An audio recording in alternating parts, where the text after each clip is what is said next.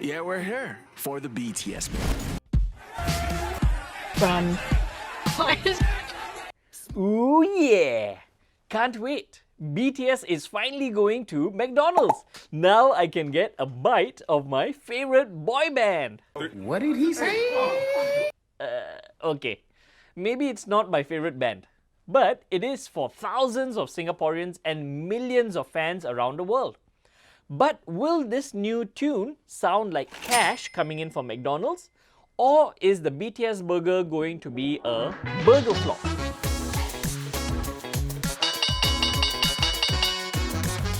Hey investors, it's me Ali, your humble VIA graduate.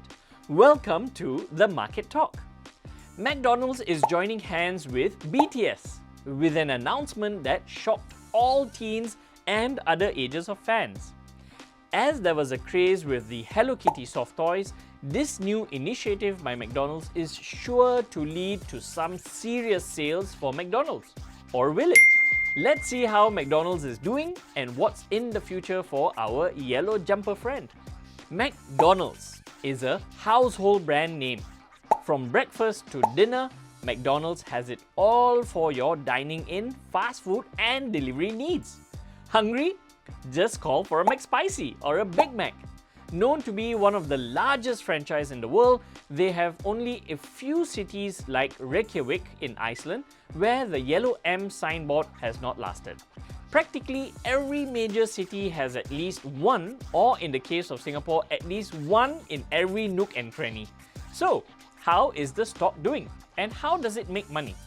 Well, like many good brands, the Big M company saw a big reverse M shape in the stocks.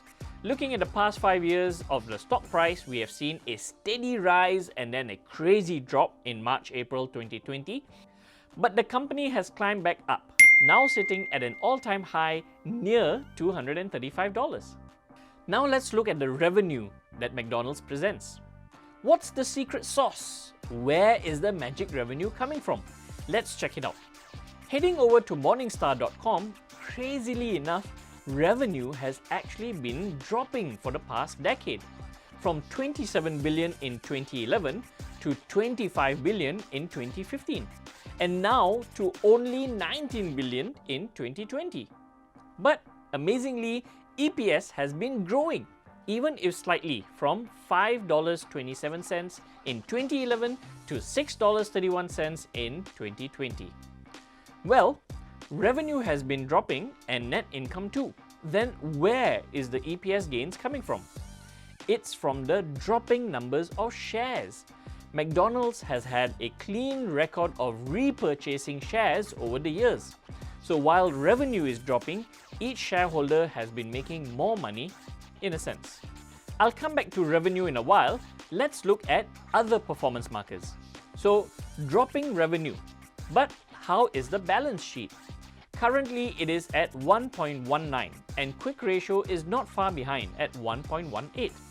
McDonald's, however, is not known to have inventory issues or a distribution issue. Also, most of their revenue is from a hierarchical property leasing franchise scheme. You can Google it. So, I think looking at the cash is important to see. We need to see that at least money is coming in from the franchises. Or is it rolling in or not? Not so beautiful.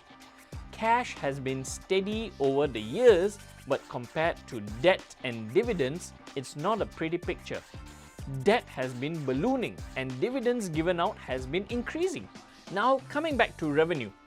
I thought something was amiss here because in the 2020 annual report, the CEO actually gave a glowing report of its performance and by rounding up the numbers, made McDonald's look like a shining beacon of hope from the COVID-19 despair. It's scary to read such an annual reports where CEOs either think too highly of their achievements or where generalizations are taken with too much liberty. However, I take refuge at what Warren Buffett has said about wonderful companies that run on almost autopilot, and that is that I always invest in companies an idiot could run, because one day, one will. Okay. I digress. Let's get back to BTS and marketing. As an investor, we are always worried about the runway the company has for growth. Revenue should be good, sales should be good, money coming in should be good. But we want to see where it can last in the future. No doubt they have had a very robust and strong international reach already, but one thing that McDonald's does really well is target growing economies and start building up franchises in the region when relative purchasing strength of the population increases. They did this both with India and China. One reason I think they can do this is because of their marketing strength. McDonald's has had successes after successes with its marketing campaigns. Whether it was "I'm loving it," ta-da-ta-ta-ta,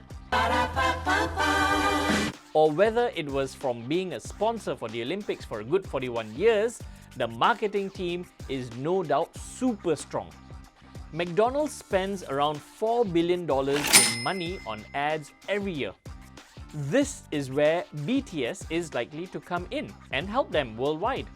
This worldwide popularity is confirmed by their growing strength on social media.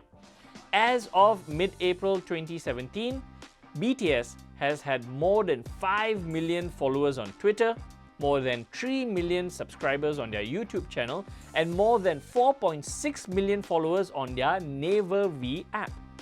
The Naver V app is an app by the band for fans to get a sneak peek of their activities.